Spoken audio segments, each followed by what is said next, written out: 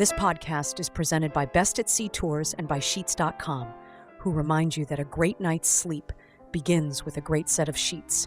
And here now with his special guest, Steve Shulman, is the guru of the seas, Tom Drake. Good morning, everybody, and welcome to another episode of the Guru Learns. Real fast, an overview of why I have this podcast. My other podcast called the Daily Cruise and Travel News Podcast. I don't talk to anybody. I talk to a wall.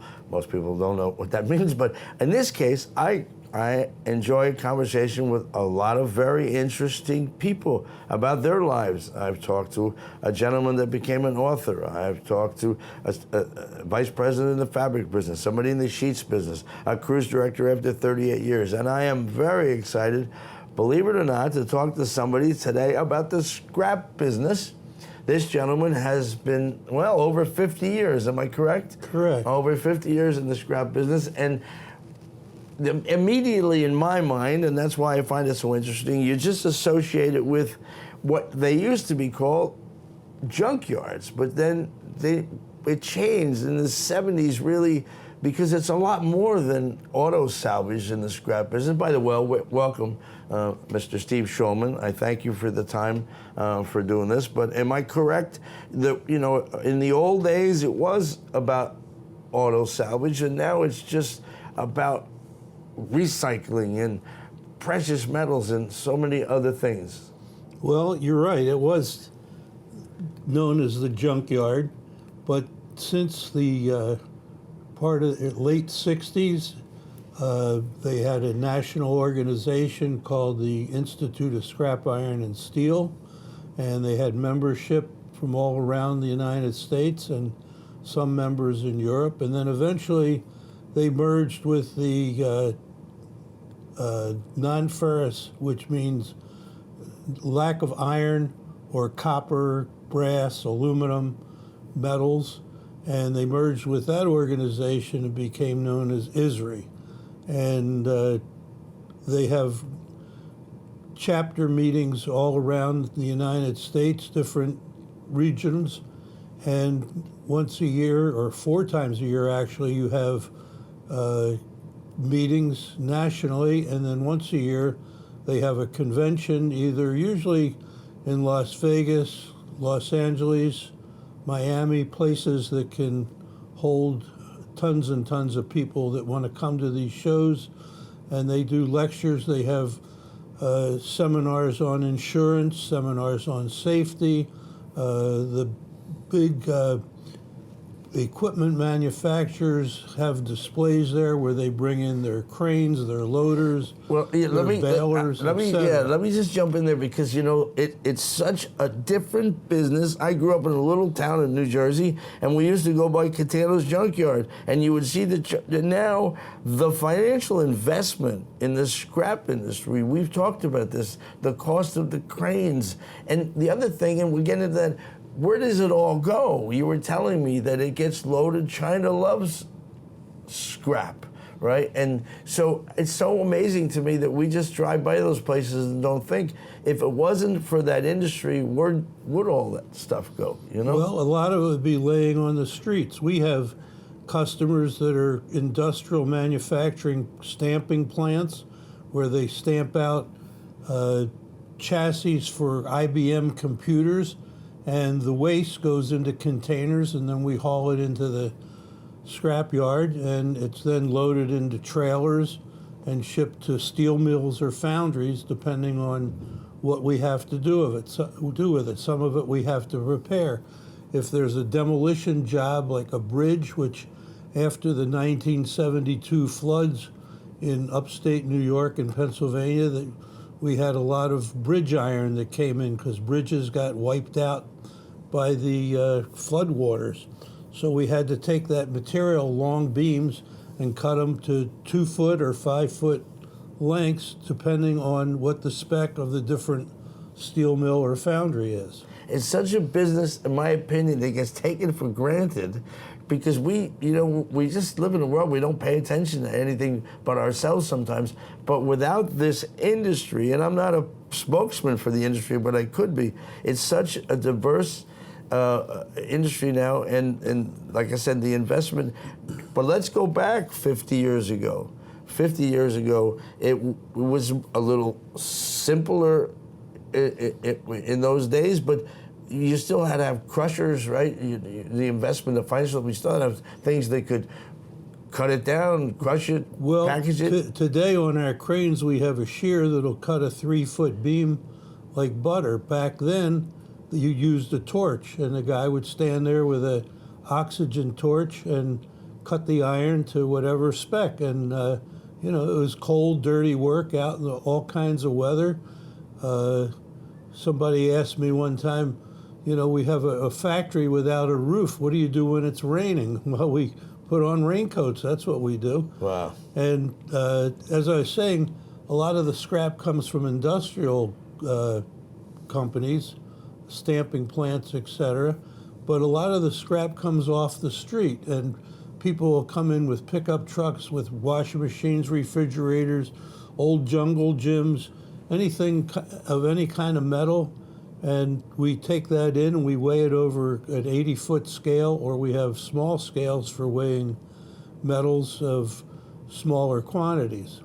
People that listen to this podcast know that I'm all over the map when I do this. I really am. And I want to just kind of get maybe back to the, with the right information. Steve's company is based in Elmira, New York, and it's so diversified now.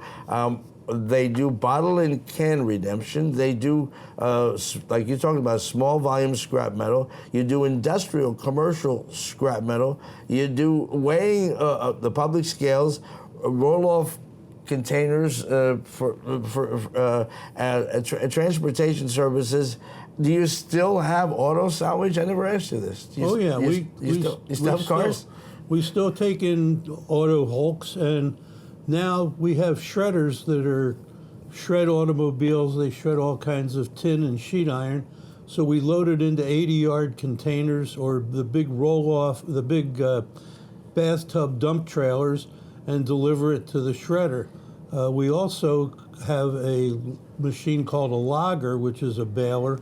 So now we log that material, which is great because the shredder that we used to sell a lot of stuff to, they had an explosion about 2 months ago, so they're out of business. So if we didn't have this logger, we would be confined to selling them the material. Now we log the material. We make a log that's approximately 5 feet long by 2 by 2, loaded on a trailer, and those logs go to the steel mill. And we're fortunate we have Auburn, New York, which has Auburn Steel close by for the last 40 years. We have shredders all around us in Rochester, New York, Syracuse, New York, Williamsburg, Pennsylvania, Owego, New York. And it's people, I keep going to the same theme. People just take it for granted. The stuff disappears. Where I live, across the street, the guy, he got a new refrigerator, stuck his refrigerator on the street. Somebody came and picked it up. As far as he's concerned, that refrigerator is out of his life, but it isn't over for the refrigerator. It has to be hauled somewhere and then somewhere else and taken care of. I mean, now I have to ask you this, though. Liability regulations, do you still allow people to come in?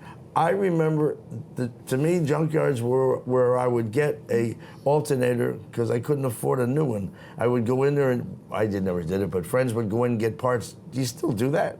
We have certain people that come into the scrapyard looking for parts, or they're looking for a pole for their kid for basketball, or they're looking for a tire off a car because they got a bald one on their car and they need something to replace it with. So they'll go out in the scrapyard. Of course, we have a waiver. And I was going to ask, we're such a litigious society, to let people go out there, and I'd say they're idiots, but they're going to climb under a car they shouldn't be under, doing something they're not supposed to be doing. And well, we have yard supervisors, and they watch to make sure that if somebody's in there, they're doing things that are safe, that aren't unsafe, and they take certain car parts. They may need a transmission they may find or whatever, but most of that goes to the auto wrecking yards, where they take in all kinds of car bodies, new, old,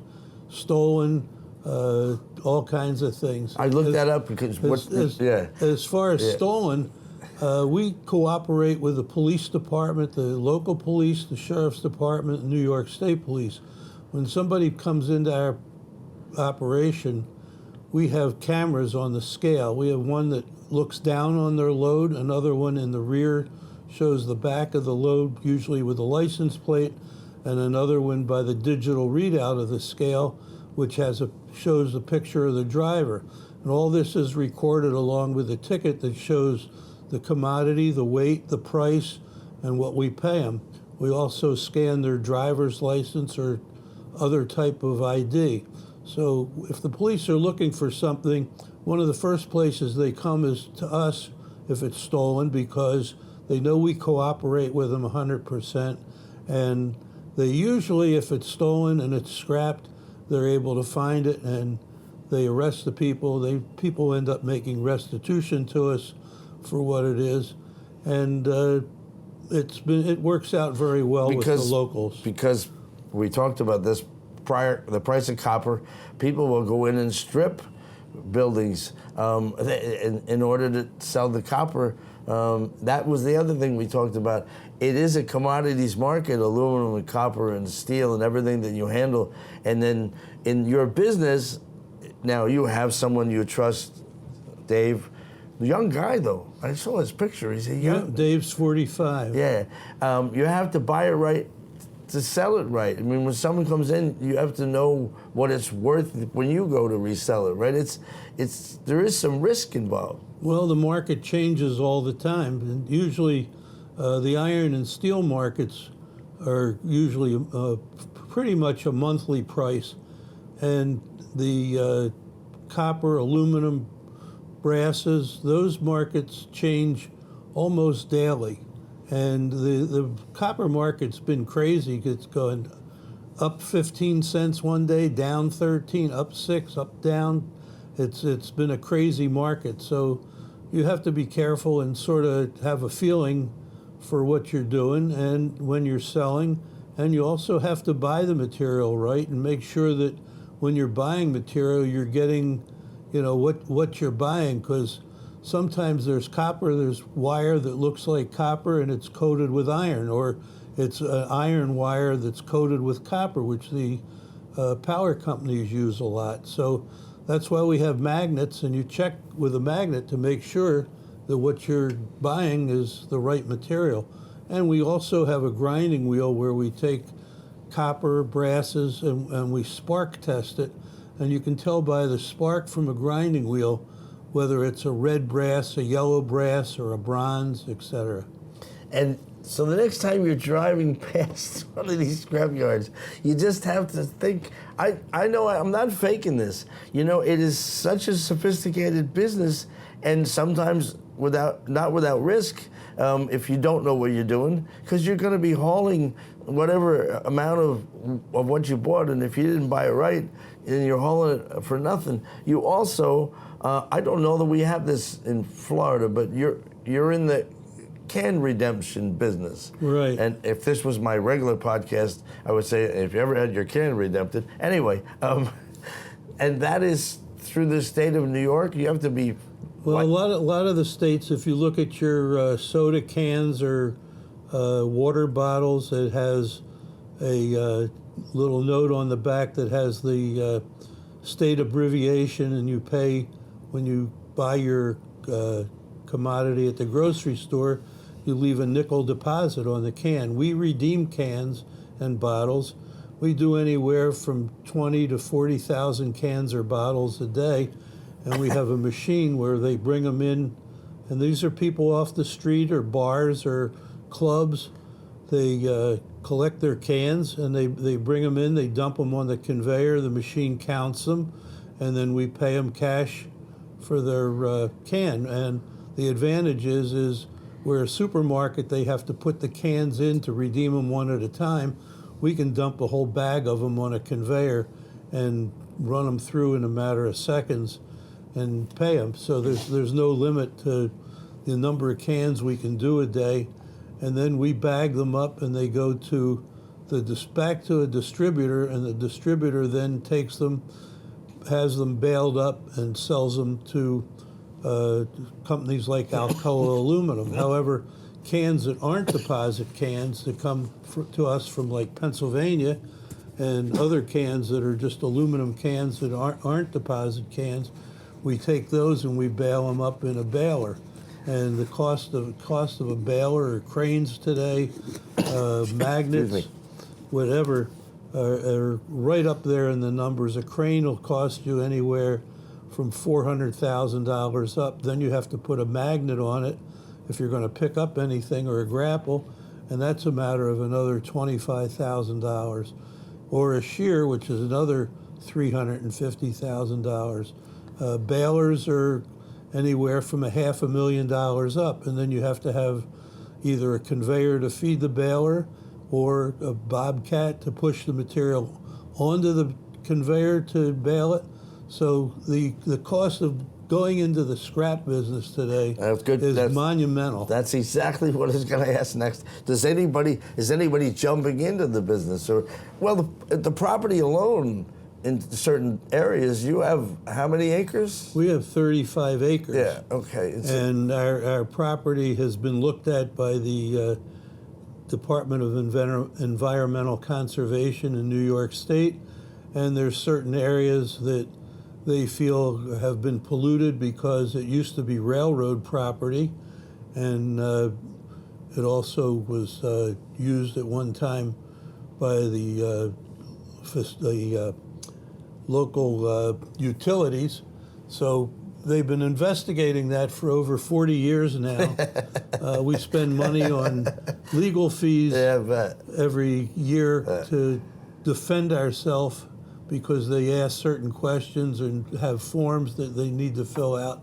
So the business changed a lot since 1970 when I started, because it started, and then we had OSHA, which is for health and safety, and they'd come in there, and we try to run a very good operation and have a very good workman's comp rating, and they come in and they fine you because your fire extinguisher is 52 inches off the floor and it should only be 36 inches off the floor, and stuff like that, unless they find major problems where people are getting sick or they're getting hurt constantly, or you don't have safety guards on your equipment. So well, I'm sure in many cases it's necessary because there might be yards that aren't that professional. What about, we talked about this, about when you ship scrap, it goes into containers and goes down to a shipyard and it goes overseas. Paperwork, in a lot of customs, you're just shipping metal out. I mean, we ship everything we ship that goes to the port goes through a broker. So basically, they do all that. We're selling the material at FOB, which is our yard, and it's picked up and then delivered to the port. Or sometimes, if we have a return load, we'll ship it to the port, but it goes through a broker, so it's just a matter of normal paperwork. Yeah. Regulations from 50 years ago to now. Well, you mentioned the environmental protection, but anything that happened there happened because it was partly a rail yard. It wasn't your business is. Am I correct? 85 years. Has that been around? 85 years.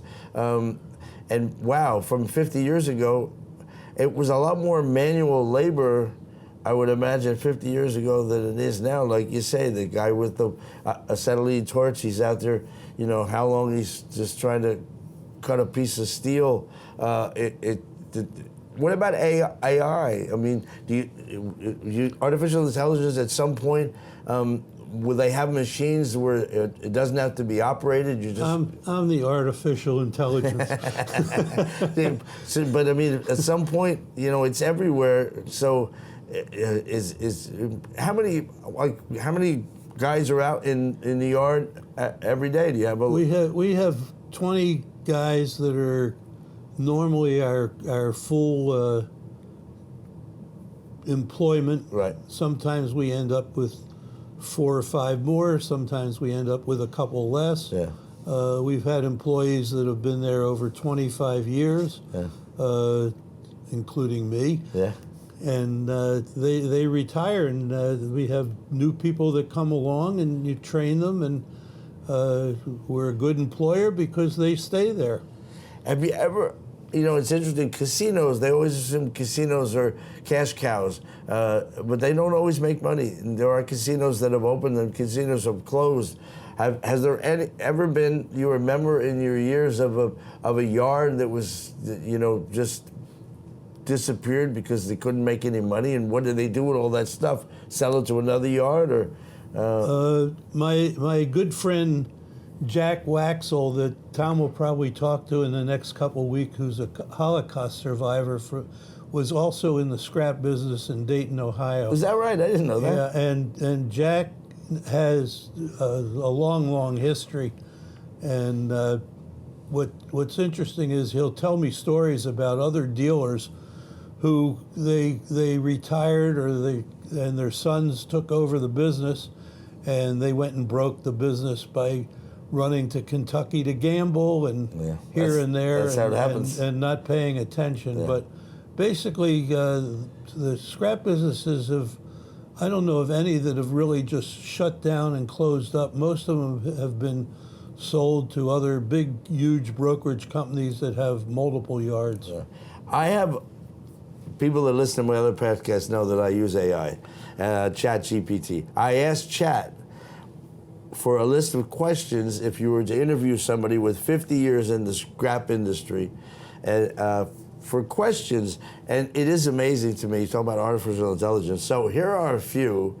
I already looked this up. When did scrap stop being junk and start being seen as a resource? Now, my research said it became a lot more professional in the 70s, 80s. It got a different, everybody looked at it in a different way. You think one day, scrap is money, correct? Correct. Yeah. No, I think that's right. I think it was into the early 70s where you had your Institute of Scrap Iron and Steel, where they started pushing and publicizing the fact that don't call yourself a junkyard anymore.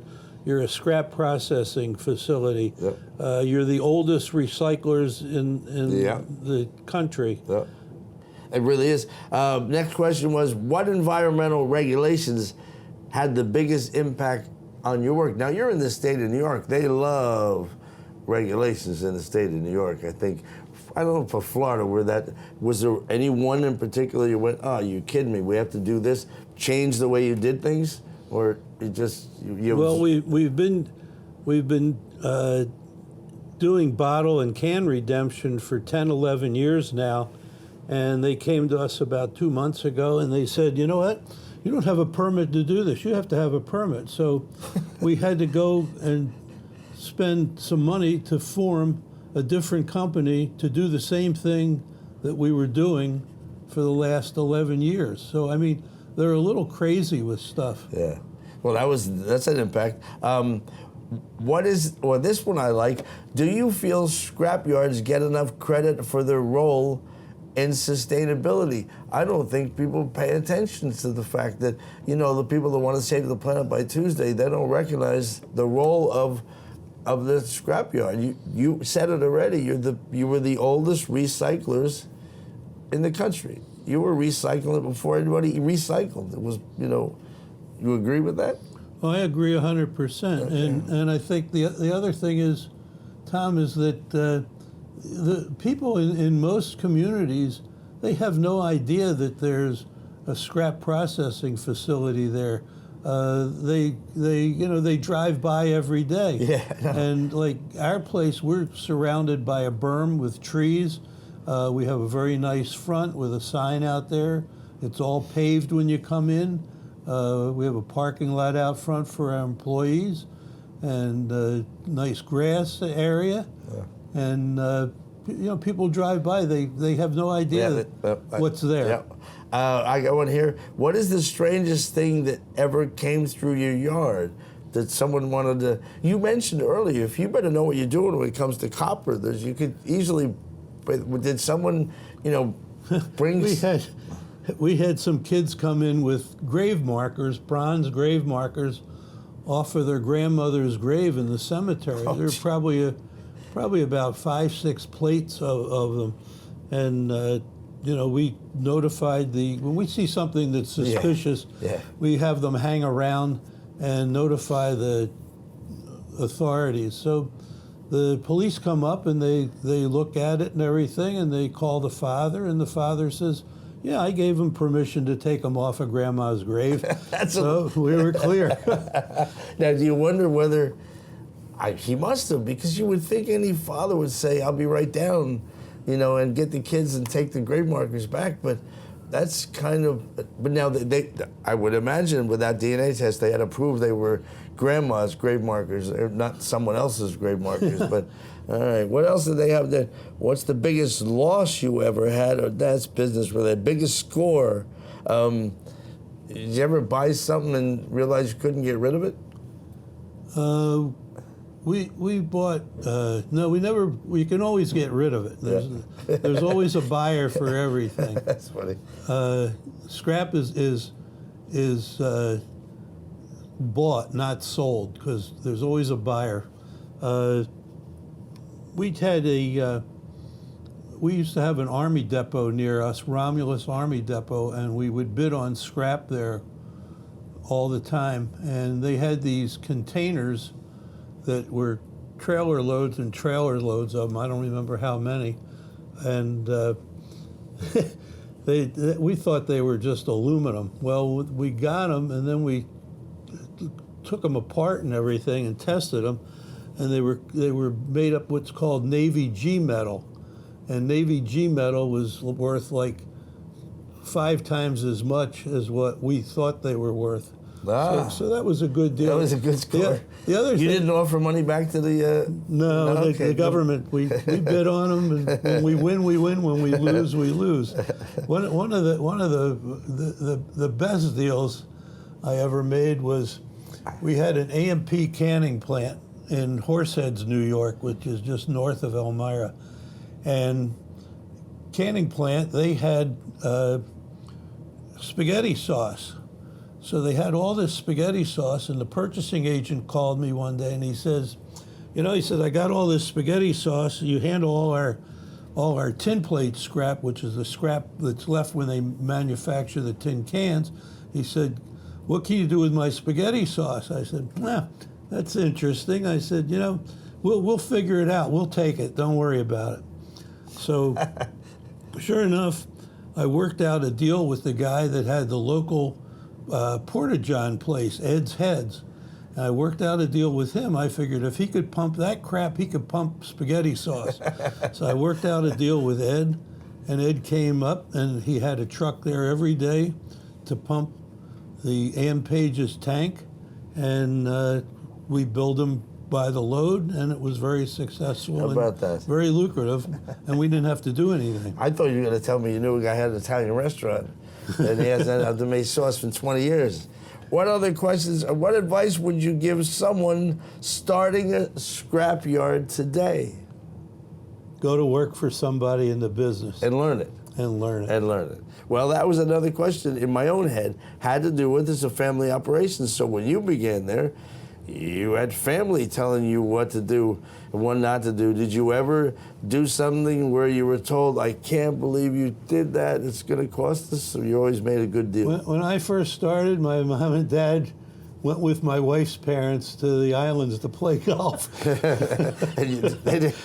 You must have been doing pretty good then. I was learning, and the people that were there, they saw me coming into the business, and they weren't helping me. The guy that ran the metal and paper warehouse was working against me because he figured, someday it would have been his.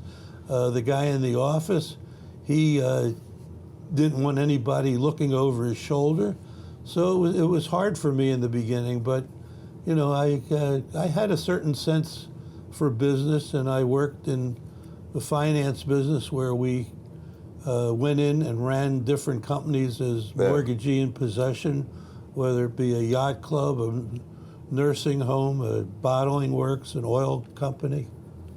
And then on to scrap. Business is business. You buy it right. And then, well, I love what you say that there's always a buyer, but you know, if you buy it, the worst case scenario is you got to get rid of it because it's scrap, and that's what you do. You can always get rid of it. There's always a buyer. All right, I don't think there's any more questions here from AI. I'd like this though. But anything before we go? Also, what do you think the scrapyard business will look like in 25 years? I don't have to worry about that now. The best thing that ever happened to me in the scrap business was when I moved to Elmira, and we had another I wouldn't say competitor, but friends in the scrap business in Canandaigua, New York, and they had a daughter, and their daughter and I ended up getting married, and that was the best thing that happened to me. Oh my goodness! Was Sherry. Gracious, and I'm smiling because the daughter is sitting at the table. Sherry just came in. She was in the other room because she was afraid she would correct Steve when he got it wrong. All right, thank you. Thank you. It's been a pleasure. Well, let me tell you something. Hopefully, in a couple of weeks, you'll be with Jack. And people that, if you enjoyed this, let me tell you, Jack will be unbelievable to talk to. He's 101 years old. And I said to Sherry one day, I said, you know, when I was 20 years old, Jack had already lived a lifetime. Yep. So it'll be a great Guru Learn session. I've teased it on the other podcast. He's a Holocaust survivor. He's 101 years old. And the story is nothing short of dramatic. Just living to be 101 and all that he went through. And yet, you're right. And I have to be honest, you know, I get emails from people that go, you know, you say you don't like to talk to people, but you seem to. I enjoy these conversations because I honestly go all the way back to the beginning of this podcast. People drive by scrapyards all day and don't even give two thoughts to what you accomplish in terms of where does it go? My neighbor with the refrigerator or dryer, they pick it up and we don't even think about where does it go next. It has to go somewhere. And it goes through a scrapyard and eventually it goes over to Shanghai. I guess, I don't know where it goes after that. Anyway. But if you go on one of Best Deceased tours, maybe you'll see it over there. You never know. Oh, don't say that. I'm not going to China. Thank you, Steve. Hello, Sherry. Thank you. You should have been part of this. It would have went an hour and a half. It would have been... I'm serious. Thanks, everybody, for listening. Tell your friends about The Guru Learns. I talk to people from all different walks of life. Interesting, successful people. I don't talk to people like me. I talk to myself 5 days a week in another podcast. Thanks for listening, and I'll see you. Well, I won't see you, but I'll talk to you next week. Thank you.